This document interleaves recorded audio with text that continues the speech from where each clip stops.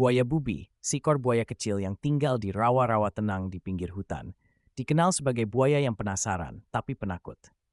Suatu malam, saat bulan purnama menerangi rawa, Bubi memutuskan untuk menjelajahi bagian hutan yang jarang ia kunjungi. Konon di sana ada pohon beringin tua yang katanya jadi tempat tinggal hantu. Saat Bubi mendekati pohon beringin, angin tiba-tiba berdesir dan kabut tipis muncul dari tanah.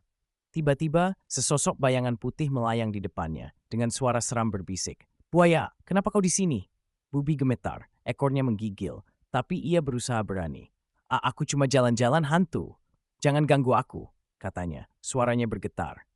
Hantu itu tertawa pelan, tapi ternyata ia bukan hantu jahat. Ia memperkenalkan diri sebagai hantu Lala, arwah seekor burung yang terjebak di beringin karena lupa jalan pulang ke alamnya. Layu berstater berbordin dan hanya metemoan.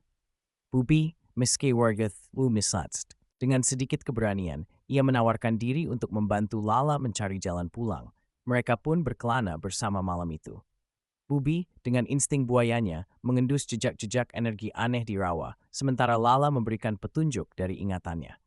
Setelah melewati rintangan seperti lumpur licin dan katak-katak usil, mereka menemukan sebuah telaga kecil yang memancarkan cahaya lembut. Lala tiba-tiba berseru, "Ini dia, pintu ke alamku."